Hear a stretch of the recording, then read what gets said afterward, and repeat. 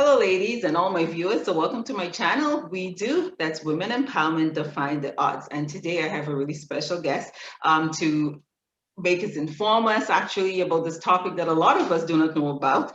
It was something sort of new to me too, and I'm glad that Shirley's here today to get us informed and see how we can help and just share whatever she can on this topic. So, tell us about yourself, Shirley.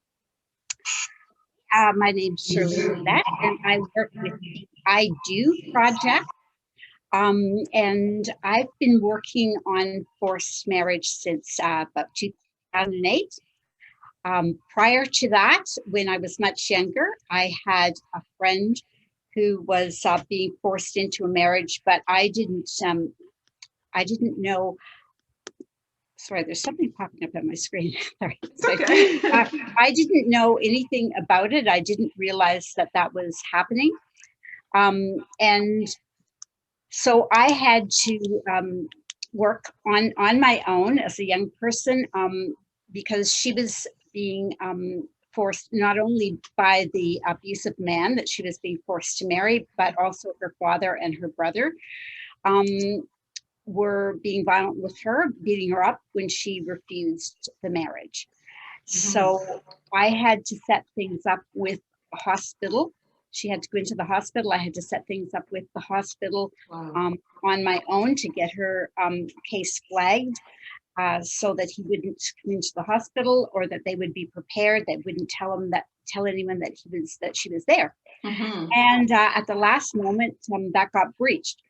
Fortunately, she had left the hospital a couple of hours previous to that.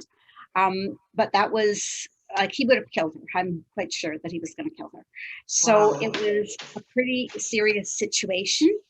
And she was Catholic. She ended up hiding out in a nunnery in southern Ontario, which once I learned about forced marriage, that's what women had to do in medieval Europe if they were going to be forced into a marriage. That was their only option, to hide out in a nunnery. So it's this is something that's been going on for a long while, but in the early 2000s, the UK started a forced marriage unit, and I happened to see about that. And since I read about it, I realized that that is what was happening with her.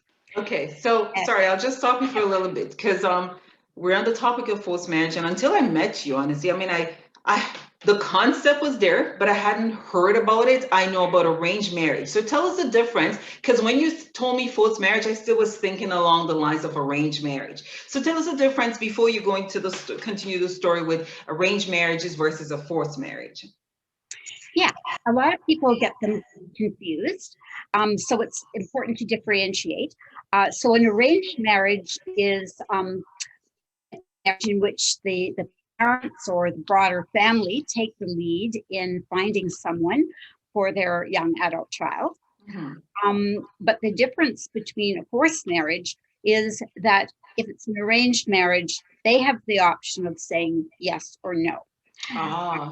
So there are some young people that I've met who actually, they want their parents to arrange a marriage because they have cousins and aunts and uncles around the world, and they want them to find someone. It's sort of like a dating service. They say, I want someone with this kind of education, look for somebody like that. Yeah. But with a forced marriage, you don't have a choice. That's the difference. And let me too dark in here to read it. But okay, there's my light. All right. So a forced marriage is a union of two persons, at least one of whom has not given their full and free consent to the marriage. That from the UN Convention on Consent to Marriage in 1964. And earlier than that, it is in the UN Universal Declaration of Human Rights, basically saying that a marriage shall only be entered into with the free and full consent of the intending spouses. So that is, I believe, 1937. Wow. A few years. But if either of the partners has not given their full and free consent, that means possibly they're a child, possibly they've said no to this, There are a lot of ways of forcing a marriage. Mhm. One of the ones that we've had to deal with quite a bit, because that's when we get called in, is if someone is taken on a vacation and they don't find out until they get there that this is not their cousin's wedding, it's their wedding. Oh, wow. And Oh, wow. yeah, Okay. so So before, sorry, I want to say, because I mean, you read something from 1939 and 1964 that the UN put out. So clearly, this is not a new topic. This is not something that just started happening. And I'm surprised that it's been out there so long and we haven't heard much about it in the way of because it is a violation of human rights, in this case women most yeah, likely. And I'm guessing there's some men forced marriage, I'm not sure, but I know most of it probably would appear to be females that's forced into a marriage. So if I understand it correct, Shirley, the arranged marriage is where your parents or whoever's arrange, but you consent. With the forced marriage, they probably could arrange, but you do not want to proceed. And that's when it becomes the forced marriage part, when they say you have to go ahead to do this. exactly. Yeah, Okay. and that is the difference. Okay, so you were telling us about how, and you got into this as a young person, thrown into it, with your friends, way back. So you were telling us that story. Sorry. Yeah. Yeah, so that was quite frightening for me, but it made me start looking out for this, what this was going on. Figuring it wasn't probably her, the only person that had this happen to. And so she was safe, but then when I found out that the UK was setting up their own forced marriage unit, and this is a unit that can go in anywhere in the world. If a British national is being forced into a marriage, and they can get them out, they have the authority, Wow. and they've made connections in different countries to help the women get out. So I've heard of a case where they went into a rural village in one country where she was being held, and they said that there was something wrong with her passport and they had to see her or she was going to be deported.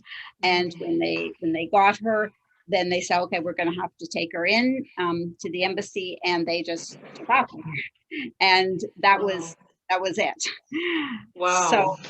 yeah, yeah, because that is a big problem, and Mhm. Canada is addressing that now. So that's something that we've been working on for quite a while, because often when I got a call from someone abroad, um, I work with global affairs and get everything set up, but sometimes, they need to get out and there's nobody to come and help them.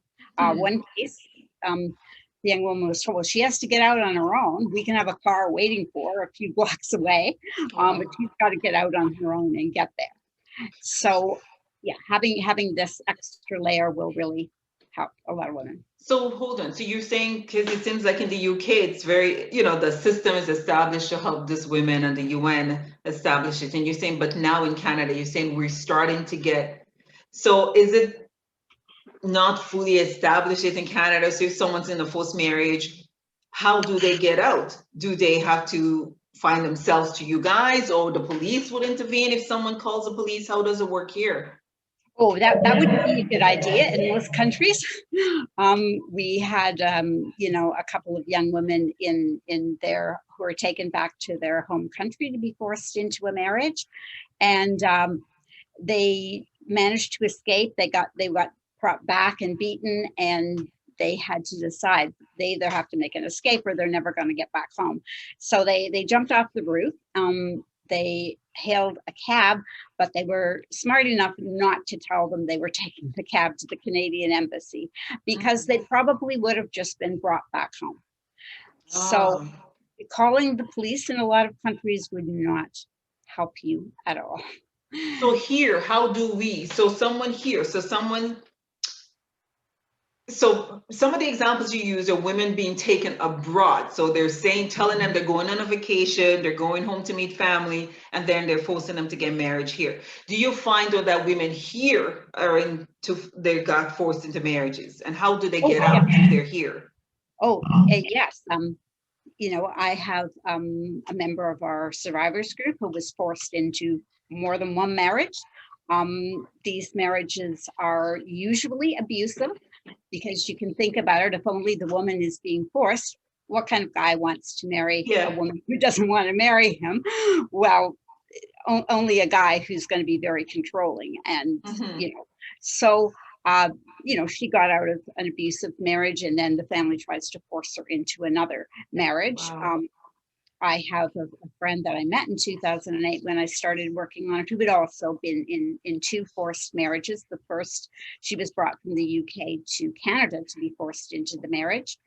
And yeah, so it happens here. I've helped someone from another country as well who was brought to Canada be forced into a marriage.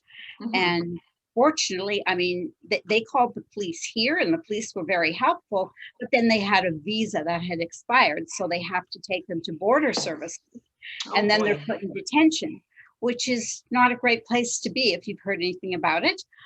Fortunately, someone from border services knew about me and the work that I do, because I'd been out to the airport to Mm-hmm. help women, and called me. And so I was able to get her out and into a shelter while we worked with, in her case, it was the British consulate, to get a safe passage home. Mm-hmm. And in the UK, they have it set up. You can also get into the witness protection program, so you can have a whole new identity made for you, Mm-hmm. with new legal documents. Okay, okay. So I'm gonna assume here, and correct me if I'm wrong, because just, and not to be prejudicial or anything like that, but I know just based on the little knowledge that I have, arranged marriage itself is very cultural, and I could be wrong. I mean, they may be the one of. So it's forced marriage. Do you find that forced marriage, are you guys noticing it's something cultural, or is it coming from different? You may have a girl from the Caribbean, from Africa, from India, wherever. Is it the diverse kind of activity that's happening out there? Oh, yeah. This is what really surprises people. Back in the pre-COVID world, when we were going out to meet people, I would often bring a survivor.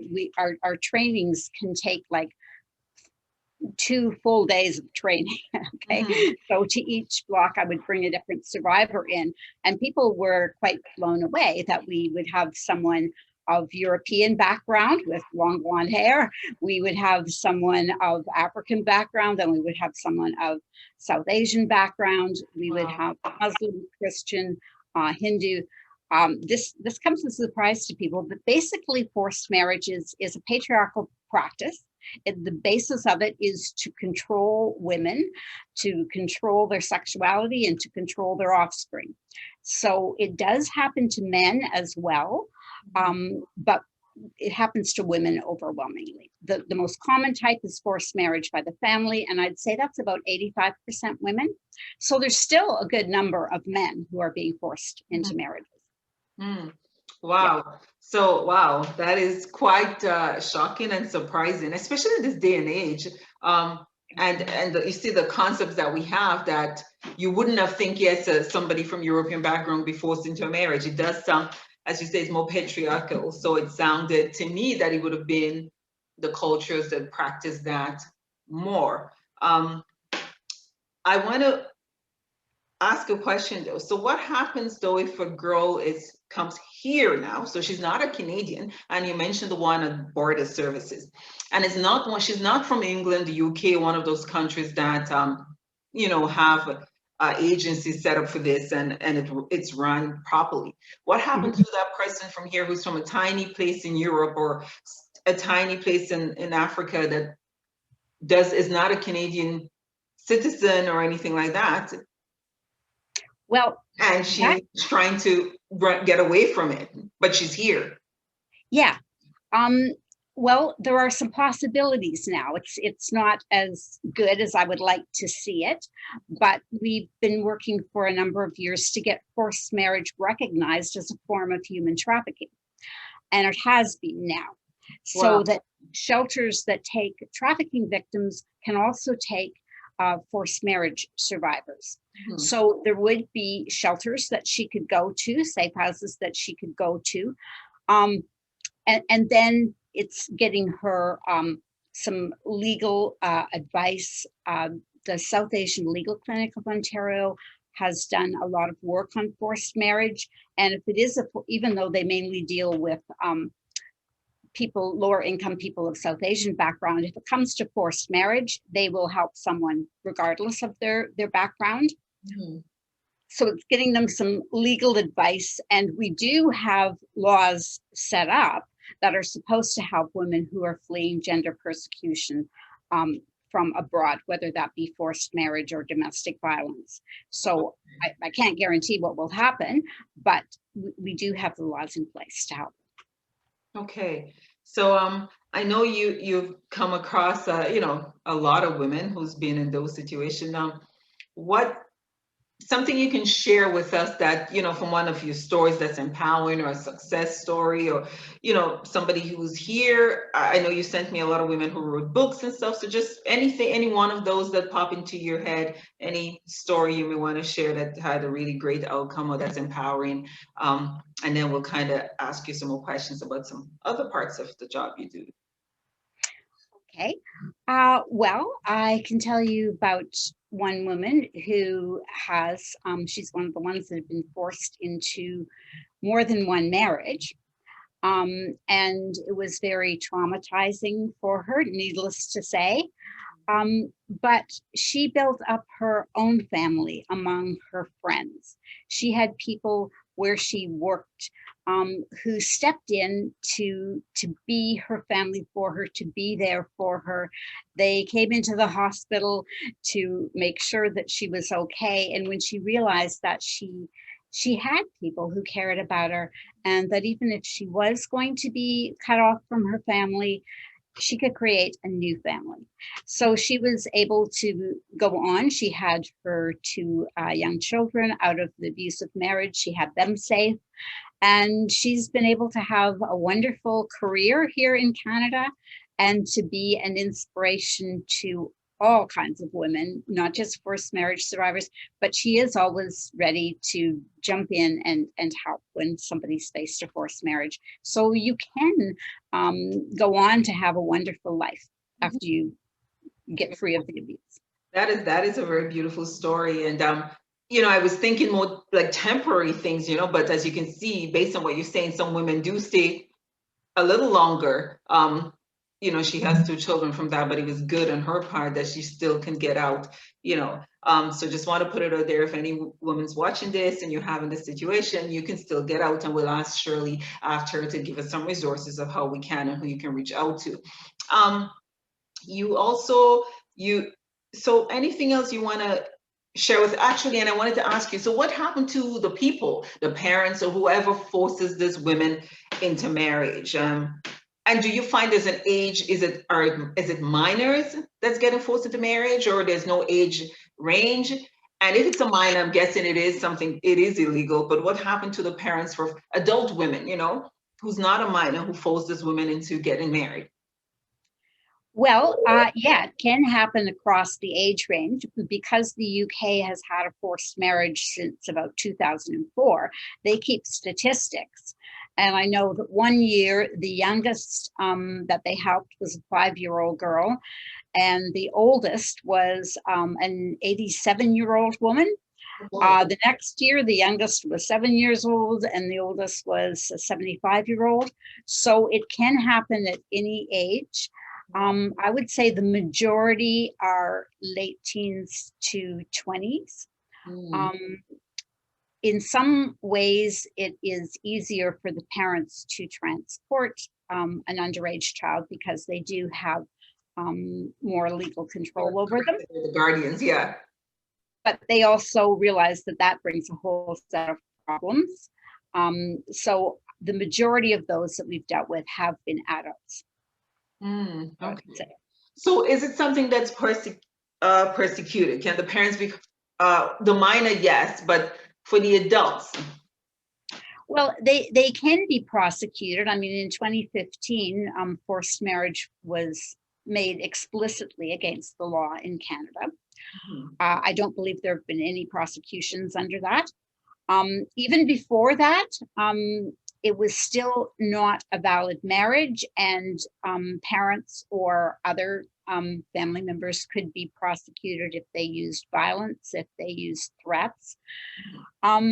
what I usually find is in most cases, the adult children do not want to press charges against their families. Okay. They just want to get out. They just want to start their life, get out. And so it's a marriage that's going to be annulled, or would it be a divorce? Like, what is that? Are you still Mrs. So-and-so who's divorced, or it's a marriage that would be annulled? Well, it could be annulled because a forced marriage is not a legal marriage. Even before the legal change, it was never a legal marriage in Canada, because Canada is one of the original signatories to the UN Universal Declaration of Human Rights. So any marriage that where one of the partners does not give their full and free consent was never a valid marriage. So you could get the marriage annulled. Some choose to go for divorce just because it's faster. Mm-hmm. The procedure is much simpler because annulments are a little bit more cumbersome.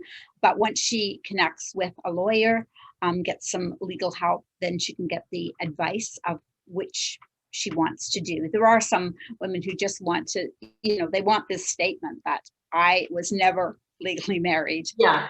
And I understand why, yeah. And that's given a lot of women some, reassurance when they've spoken to me and say, well, I was forced to marry this person, but I'm and I want to marry the man that I love, but I feel like I'm a horrible person because I'm going to be married to two guys. And so it's important for them to understand that it was never a valid marriage. They were being threatened. Sometimes they're threatened with the emotional abuse. If you don't marry this guy, your younger sister's going to have to marry him, or if you don't marry him, your grandmother's going to have a heart attack and it'll be all your fault. But all those things are emotional blackmail, and it invalidates the marriage. Wow. Yep. So tell us a little about just if somebody, counseling services or places that they can reach out, if someone is in that situation, or know someone who is, or someone who was and needs some help. So give us some resources, and then tell us a little bit about some other things that you do, because I know you didn't tell us what IDO means, sorry. Okay, so, IDP stands for the I Do Project. So it's I do, as in order for it to be a valid marriage, there needs to be enthusiastic consent. Oh. We talk about that when we talk about sex, like it's not just not saying no. If someone is too afraid and is being pressured, then that's not good consent. It needs to be enthusiastic consent. So you need to give your enthusiastic yes, I do, right? Okay, I get it. So it's IDO for the I Do Project. Okay, I get it. And so give us some resources and just tell us a little bit more about what you do. Okay. So they can, well, I don't know whether you'll be able to post our website or email address or anything. If you can't, I can just tell you what it is. So it's idoproject.ca is the website. And the email, well, this is the email specifically for emergency cases, but you can contact me there. It's stopforcedmarriage@gmail.com.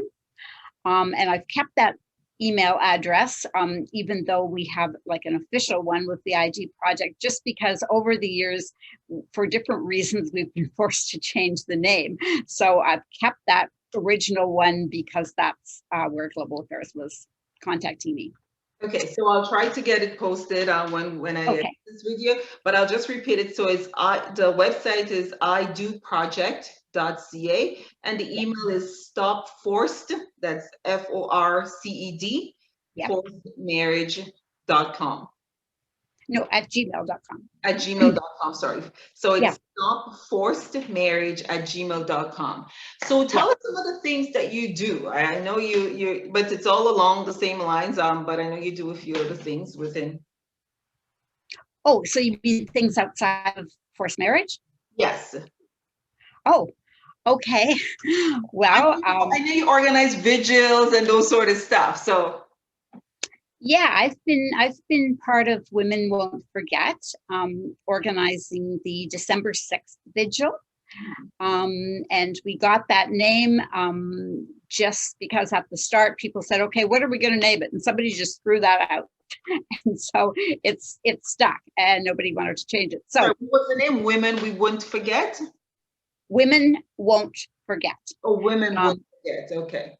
Yeah, there's a website for that as well. That's a completely grassroots organization. There's no paid positions. Mm-hmm. And we've been doing that. That began with the Montreal Massacre.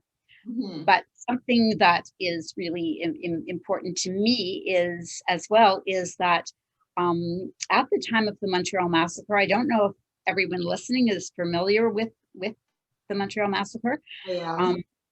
I work with a lot of refugees, of course, and they have come to in the classes that I teach, and they've come to Canada, so they don't know anything about this. Mm-hmm. But that was in 1989 when a lone gunman walked into the École Polytechnique in Montreal and started to hunt down women. Mm-hmm. He shot 36 people, 14 of them, all women, died. And everyone knew that something was happening because at the time, École Polytechnique was mainly men. Almost all the students were men. It was an engineering. They were engineering students. So this came out of that. The vigil came out of that. People had spontaneous vigils at the time. And from the start, the organization Women Won't Forget had been drawing attention to the fact that while 14 women were murdered in Montreal, at that time, 12 women had already gone missing in Vancouver's Lower East Side, and the police were refusing to do anything about it. The families were calling them and saying, she always keeps in touch with us. And they were saying all these women, they're in the sex trade, they're addicts, whatever, and their lives weren't deemed valuable. If that had been dealt with, then Robert Pickton would have been in jail a long time ago, because it wasn't until they had at least 60 women that he had murdered before he got brought to trial. And I did speak to women from Vancouver. One woman had been at one of his parties. She escaped. She went to the police, and they wouldn't do anything about it. Wow. Because these were all vulnerable women. Most of them were homeless. Some of them were in the sex trade. Most of them, not all of them, had addictions problems, because they were survivors of trauma. And surprise, surprise, survivors of trauma are overrepresented among addicts. So this was a huge problem, and this happens especially to Indigenous women. The violence against Indigenous women was not taken seriously. I mean, we only recently, but we're talking about, this is 1989. We're only recently that we got the inquiry into missing and murdered Indigenous women, but this is going on for a long time. This is not new. And Indigenous women especially find that their violence against them and what they face is not taken seriously. Wow.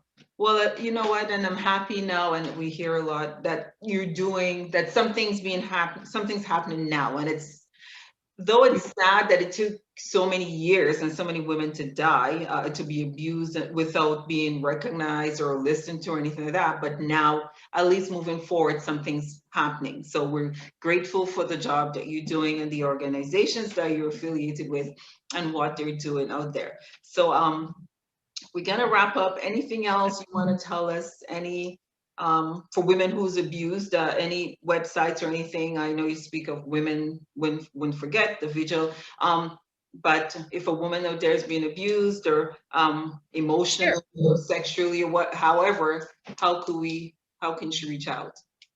Well, I always say, especially with forced marriage, to put in place the one chance rule. If somebody reaches out to you and tells you this is happening, realize they may not have another chance. So take it very seriously, listen to them, get as much information as possible, and give them as many resources as possible. The Assaulted Women's Helpline is a place that you can call, because they do have people, I'm not sure the number of languages, but it's well over 100 languages that they have access to.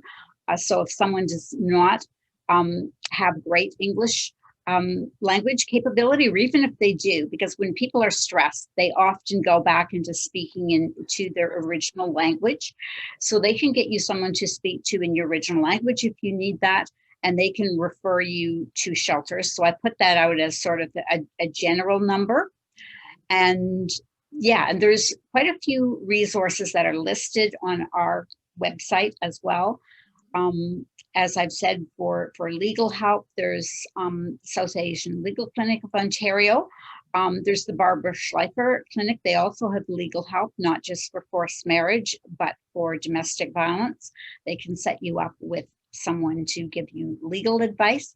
And of course, the most important thing is to get out of the situation and get into a shelter. And I mean, I'm sad to say that there's not always a place in a shelter. People have the idea that you want to leave, you can just go to a shelter, but there aren't enough spaces. This is something that we really need to deal with. And I hope that we will get to the point where we stop having to refer women to shelters and make sure that they can be the ones safe in their home, because it shouldn't be the victims that have to escape. Yep. Right. Yes, I agree. And I hope we can get that way too, because the victim should not be the one that's being punished and have to leave, right?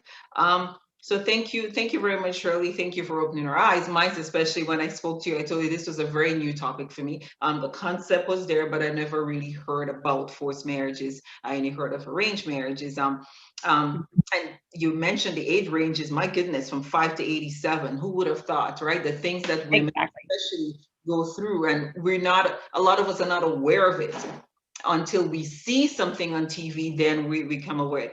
But I love what you put out at a one chance rule. So, and I'm gonna adopt that myself too. So when someone reach out to you, viewers, your one chance to help them, right? Take as much information as you can, refer them. And she said the Assaulted Women's Hotline is a really good resource, many languages, so they can help many different women and refer you to the appropriate place. Also, you can go on the I Do Project's website, which is idoproject.ca, or you can send an email, stopforcedmarriages@gmail. Not plural. Stop forced marriage, singular. Yeah, email is so picky that way. And if you know someone that you think is going abroad, you think it might be a forced marriage, you can go onto the website. It will give you a lot of things that you can help them with in case it turns out to be that, and that will help them to get out of it. So thank you. Once again, I'll repeat that email, stopforcedmarriage@gmail.com. So it's not a plural marriage. Shirley, thank you very much. And viewers, honestly, so much. Want to thank this lady and thank you for the job that you're doing, and thank you for the other women or the other people that's involved in your organization. If somebody wanted to volunteer, reach out. Is that something that you guys accept volunteers, or could they still go to the I Do Project website? Is there a resource there for people who want to volunteer? Well, things have got kind of crazy under COVID. I'm not sure how things are going moving forward, but there are possibilities for volunteering with either the I Do Project or with Women Won't Forget.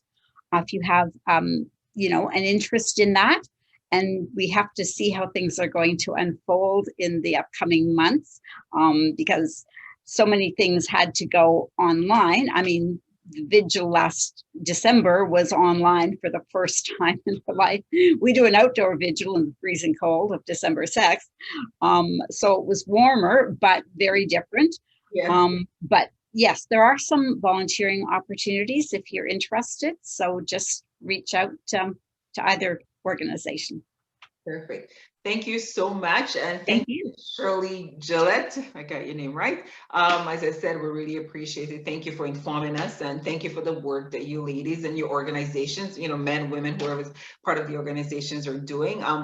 Thank you, to you at a young age, from having that foresight when your friend got into herself in that situation, that you kind of knew, hey, I got to do some things here. So thank you. And I'm guessing that led you to this place in your life. So, oh yeah. Exactly, right? The things you don't think when you're 16 and 18, later on, 30 years later, 20 years later, you're here doing it. But thank you very much. Thank you. Yeah, and thank you for being on the show. I know, it was a little bit of a challenge. You're a busy woman, so I appreciate it a lot. Okay. Well, thank you again. And yeah, anyone feel free to reach out to me. And yeah, we'll do some prevention. And if we're not able to do prevention, then we'll help women after the fact. I love the prevention piece and the Yes. one chance rule. So hopefully if Yeah, we adopt the one chance rule, we can do a lot of prevention too. So you can. You really can. Yes. thank you so much. And to all my viewers, thank you for tuning in. Remember to like, remember to subscribe, remember to pass it on to a friend. This topic is very important. So please, keep your ears, keep your eyes open. If you know anyone who needs to reach out, please let them reach out and adopt the one chance rule. Thank you. Thanks, Shirley. Thank you. Bye-bye.